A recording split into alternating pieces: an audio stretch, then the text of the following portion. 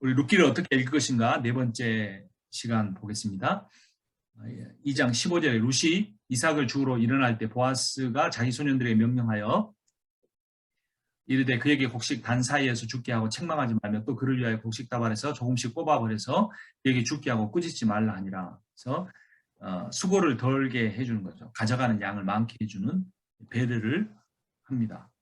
17절에 룻이 밭에서 저녁까지 죽고 그 죽은 것을 떠니 보니까 한 에바쯤 되느니라. 그것을 가지고 성읍에 들어가서 시어머니에게 그 죽은 것을 보이고 그가 배불리 먹고 남긴 것을 내어 시어머니에게 드리매. 한 에바는 35리터, 2말쯤 됩니다. 적지 않은 양이죠. 두 사람이 먹기에는. 그래서 나오미의 텅 빈 삶이 채워져 가기 시작합니다. 그래서 이제 그걸 가지고 어머니에게 오니까 밑으로 가봅니다. 그것을 어디서 주워왔느냐, 어떻게 이렇게 많이 주웠는지 의아한 거죠. 어디서 일했는지. 우연히 간 거였는데 마침 보아스가 왔는데 이제 그런 이야기를 하고 결론은 보아스다 그랬더니 나오미가 잘 아는 이름이죠. 그래서 며느리에게 그가 여호와로부터 복받기 원한다. 그가 살아있는 자와 죽은 자에게 은혜 베풀기를 그치지 아니하도다. 그러니까 사실은 복받기 원한다고 말했지만 이 말은 하나님이 우리에게 복 주기 시작하신다 이런 의미이기도 하는 거죠. 그래서 나오미가 그 기대를 표현합니다. 그 사람은 우리와 가까우니 우리 기업을 물을 자 중에 하나이니라. 기업 물을 자라는 단어가 처음 나옵니다. 이게 히브리어로 꼬엘인데요. 꼬엘. 영어로 리디머입니다. 그 팀켈러 목사님 리디머 처치죠. 이게 우리말로 하면 뭐라고 그럴까요? 구속교회, 속량교회 뭐 이래야 되는데 미국에는 리디머 교회가 굉장히 많아요. 그만큼 이게 굉장히 중요한 의미를 갖고 있는 건데요. 이 구약의 이 고엘이 결국 신약의 예수 그리스도인데요. 하나님 나라의 새 요소가 땅 백성 주권인데 고엘이 하는 일은 이제 사랑 관계에서 고엘. 그러니까 보아스가 고엘에서 사는 일과 똑같은 건데 잃어버린 땅, 친족의 잃어버린 땅을 되찾아 주는 거예요. 가나안이니까 땅을 판 거예요. 땅은 하나님 것이고 각 가문에 속한 건데 파는 땅을 되찾아 주는 거예요. 레위기 25장. 그리고 노예로 이제 더 심해져 갖고 노예로 다 팔렸어요, 가족이. 근데 그 노예 몸값을 지불해 주고 그 사람을 노예 신분에 세방시켜 주는 거. 보아스는 결혼해서 자녀까지 낳아줬죠. 백성에 관한 겁니다. 또 이제 자기 친족이 억울한 죽음을 당했어요. 아니면 뭐 팔다리가 잘리는 상해를 입었어요. 그럼 그것을 대갚아 줍니다. 신명기 19장 6절에.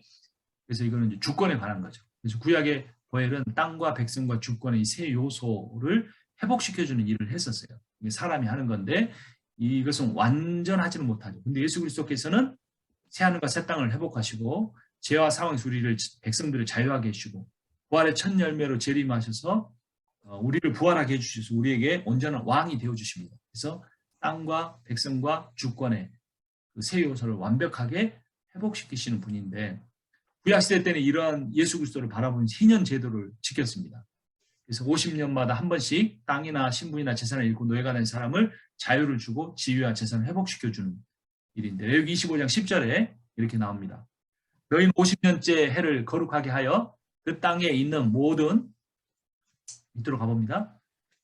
그 땅에 있는 모든 주민을 위하여 자유를 공포하라. 이 해는 너에게 희년이 너희는 각각 자기의 소유주로 돌아가며 각각 자기의 가족에게로 돌아갈지며 라고 합니다.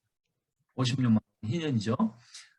이사야서 61장 2절에는 주 여호와의 영이 내게 내리셨으니 이는 여호와께서 내게 기름을 부으사 가난한 자에게 아름다운 소식을 전하게 하려 하심이라 나를 보내서 마음이 상한 자를 고치며 포로된 자에게 자유를 갇힌 자에게 노임을 선포하며 이 레위기 61장 말씀을 예수님께서 회당에 들어가서 말씀 선포하실 때 처음으로 사용하셨죠. 내가 바로 이 주 여호와의 영이 내린 이스라엘을 구원하기 위한 메시아다라고 선포를 하신 거죠. 그래서 고엘 제도는 희년과 연결이 되면서 신약의 예수 그리스도를 통해서 완성이 되는 겁니다. 그래서 예수의 초림을 통해 희년의 정신이 실현되고 재림을 통해서 새하늘과 새 땅에서 완성이 될 겁니다.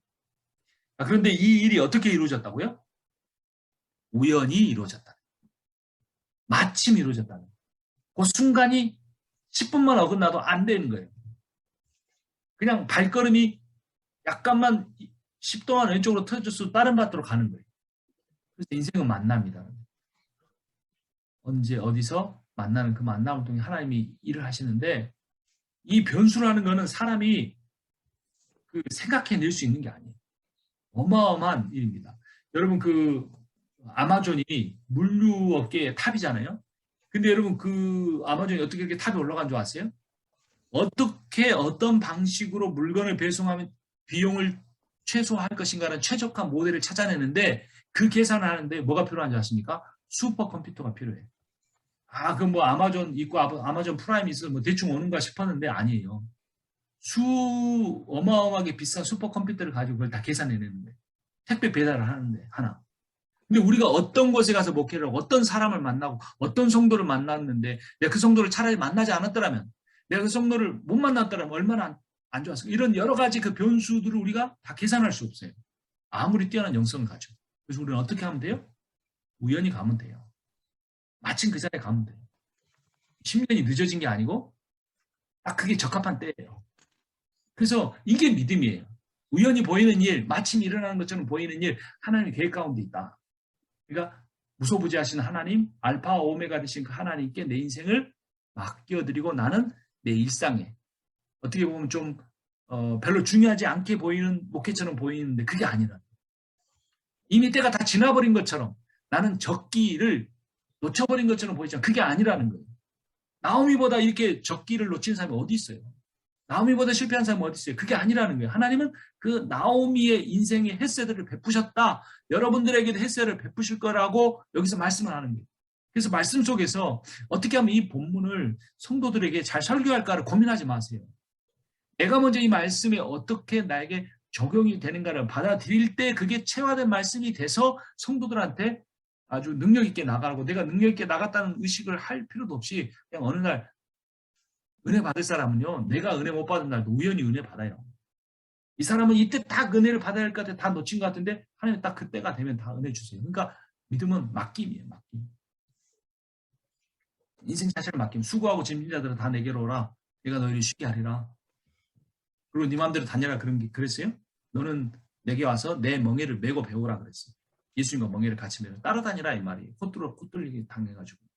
이는 내 멍에는 쉽고 가벼우니라. 세상 짐을 버렸다고 하나님 나라의 짐도 없는 게 아니에요. 근데 세상 짐은 혼자 지니까 무거워요. 예수님이 주시는 멍에는 쉽고 가벼워요. 따라다니면 되는 거예요. 3장에 보면 이제 루시의 시어머니 나오미가 그 얘기 내 딸아 내가 너를 위해 안식할 곳을 구하여 너를 복되게 하여 하지 않겠니. 이 말은 좀 그 속보예요. 속. 그렇죠? 무슨 뜻이죠? 야 네가 보아스하고 좀 잘 해봐가지고 보아스 나하고 친족 아니냐. 우리 잃어버린 밭 누가 사주겠냐. 그 보아스 돈도 좀 있고 신앙도 진짜 좋다고 내가 들었는데 보아스가 분명히 나한테 그 재산 줄 거야. 근데 나는 너가 아다시피 과부 아니냐. 과부는 너는 보아스와 결혼하면은 이제 남편도 생기고 그러지만 나는 자식이 없으면 땅 못 갔잖아. 그래서 너가 보아스하고 잘해가지고 애도 낳으면 나도 이제 우리 죽은 남편 엘리멜렉 이름으로 우리 가문을 이어갈 수 있어. 이 말이 하고 싶은데 차마 그렇게 말을 못하고 좋게 말하는 거예요. 내 딸아 내가 너를 위하여 사실 자기 위한 거잖아요. 안식할 곳을 구하며 물론 시집가면 좋겠지만 사실은 자기 그가 이제 잘 될 수 있는 유일한 희망이 룻밖에 없다는 거를 나오미 아는 거죠. 그래서 이절은 좀 솔직하게 말합니다. 노골적이 돼요. 너무 노골적이 돼요. 네가 함께했던 하녀들을 둔 보아스는 우리 친족이 아니냐. 봐라, 그가 오늘 밤에 타작마당에서 보리를 까불리라. 이거 아니 1급 정보인데 어떻게 알았는지 모르겠어요. 그날 밤에 보아스가 오는지 어떻게 알았을까. 그러니까 이제 막 룻이 가서 보리 2마리나 막 갖고 그러니까 이야 보아스가 룻을 좋아하는 걸 해가지고 아마 아는 사람 통해서 다 조사를 한 것 같아요. 그래서 오늘 밤에 이제 보아스가 온다. 그러니까 너는 뭐 해라? 목욕해라. 기름 발라라. 의복도 입고. 여러분 생각해 보세요. 그 밭에 우리 그 떨어진 씨앗 주스러 가는 사람이 무슨 기름을 바르고 가요. 말이 안 되잖아요. 그러니까 목적이 달라. 지금 이제는 양식 구하러 가는 정도가 아니야. 이제 아주 이제 그 보아스하고 딱 이제 일을 내려고 작정을 하고 이제 의복까지 입고 가라 이 말이에요. 그래가지고 그 사람이 먹고 마시기를 다 그에게 보이지 말고 그가 누울 때에 너는 그가 눕는 곳을 알았다가 성경에서 눕다라는 단어는 이게 문자적으로 눕다라는 단어지만 대부분 비유적으로 사용됩니다. 성적인 관계를 의미해요.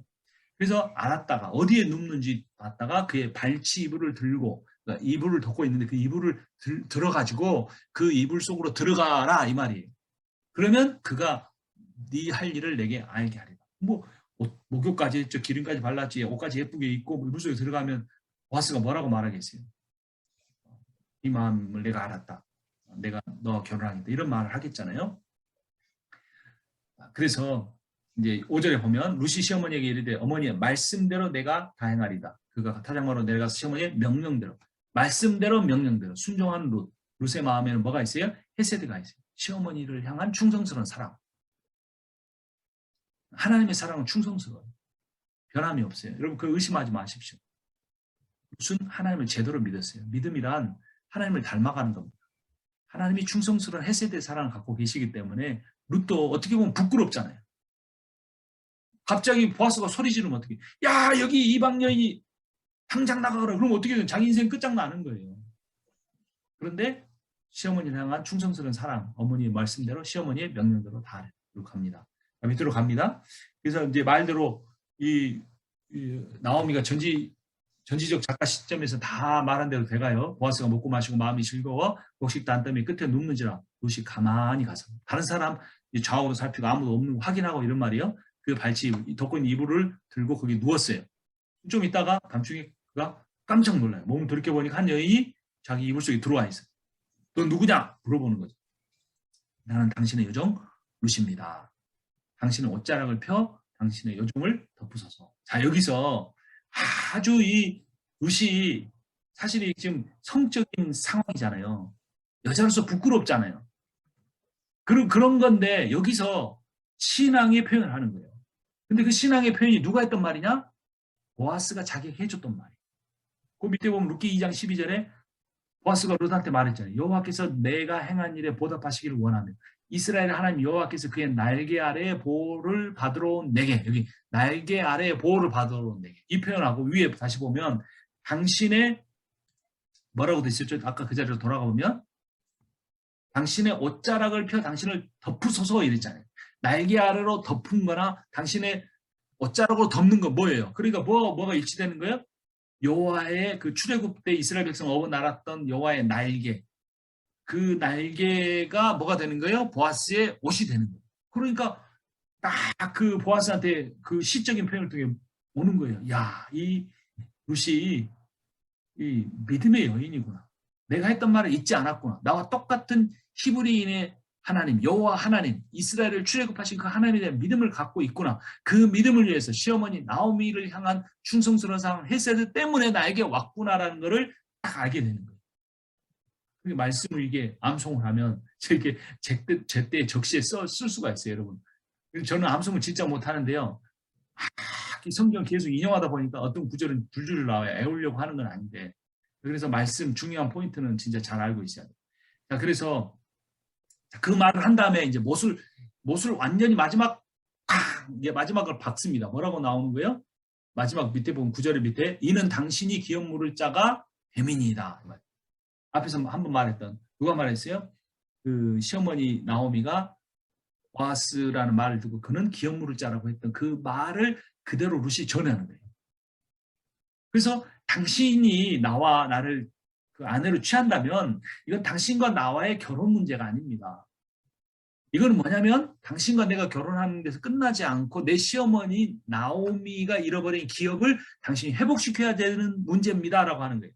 그러니까 앞에서 당신의 옷자락 옆에 당신의 여종을 덮으라는 말은 우리 서로 사랑하면 좋겠습니다. 근데 그 사랑이 여호와 안에서 사랑이면 좋겠습니다. 믿음의 가정을 꾸립시다. 여기서 끝나는 게 아니라 그런데 당신 또 하나가 기억해야 할 게 있어요. 당신은 우리 시어머니 나오미의 기업을 물러줄 사람입니다. 남편도 잃어버리고 두 아들도 잃어버린 불쌍한 내 시어머니입니다. 그 시어머니에게 우리가 결혼해서 아들을 낳아 그 가문에 입적을 시킵시다. 이런 의미예요. 참 눈물 나는 장면, 아름다운 신앙. 이성적으로 사랑했을 수도 있어요. 믿음의 관계 속에서 어떤 동지애를 느꼈을 수도 있어요. 그러나 시어머니에 대한 그 충성스러운 헤세드가 있는 건데 그 헤세드는 이 룻이라는 여인이 하나님이 나오미의 인생에 베푸는 헤세드의 통로가 된 거예요. 이스라엘이라고 하는 사사시대 말기에 죽어가는 그들에게 왕이 없으므로 자기 소견대로 오른 데에서 수없이 까주고 해주고 넘어지고 죽어갔던 그 이스라엘 백성들을 향한 하나님의 사랑, 눈물겨운 사랑, 충성스러운 사랑, 변함없는 사랑이 흘러가고 있는 거예요. 그럼 우리는 좀요 신앙의 그 양심 같은 걸 버려야 돼요. 하나님이 나처럼 실패한 사람 그래도 쓰실까? 저는 그런 생각 많이 합니다. 제가 뭐 신학교 강의하느니 여러분들에게 강의하는 겉으로는 그렇지만 제 마음의 실체 속에서는 참 많은 욕심과 어리석음과 미련함과 게으름이 가득 차 있어요. 그래서 참 가장 그 사탄의 공격은 뭐냐면 너가 목회할 자격이 있느냐 이런 그런 거예요. 근데 하나님 묻기를 통해 뭘 가르쳐 주십니까? 껍데기밖에 안 남은 아니 껍데기조차 안 남은 이스라엘을 상징하는 나오미의 인생에 하나님은 루시라는 통로를 통해 자신의 충성스러운 사랑을 주시는 거예요. 원래 충성이라는 단어는 세상에서는 낮은 자가 권력이 있는 자에게 복종하는 건데 하나님 나라에서 충성은 반대예요. 권세와 영광을 가지신 그분이 미천한 우리를 향하여 변함없는 사랑을 베풀어 주는 게 충성스러운 사랑 헤세드예요. 그래서 기업 모르는 자로 이 땅에 예수 그리스도의 모습으로 주님이 오셨어요. 기업 모르는 자는 어떤 일을 합니까? 첫 번째 죄를 용서하시죠. 이사야 44장 2절에 너를 만들고 너를 모태에서부터 지어낸 너를 도와줄 여호와가 이같이 말하노라. 나의 종 야곱 내가 택한 요수로나 두려워하지 말라. 내가 내 허물을 빽빽한 구름같이 내 죄를 안개같이 없이 하였으니 너는 내게로 돌아오라. 내가 너를 구속하였습니다. 그래서 구속이 redeem이야. redeem. 값을 치렀다. 두 번째 원수로부터 기업을 물읍니다. 시편 106편 10절 그들을 그 미워하는 자의 손에서 구원하시며 그 원수의 손에서 구원하셨고 죄와 사망 권세 가진 사탄으로부터 예수 그리스도가 승리하셨기에 부활하셨죠. 부활절 우리가 부활의 의미 뒤에서 한번 생각해 봅니다. 세 번째 사망으로부터 우리를 리딤하셨어요. 호세아 13장 14절 내가 그들을 수월의 권세에 속량하며 사망에서 구속하리니 사망아 내 재앙이 어디 있냐 수월아 내 멸망이 어디 있냐 내 유침이 내 눈앞에서 숨으리라. 마치 고린도전서 15장 부활절 사망은 너희 쏘는 것이 무엇이냐 그 구절이 생각이 나죠.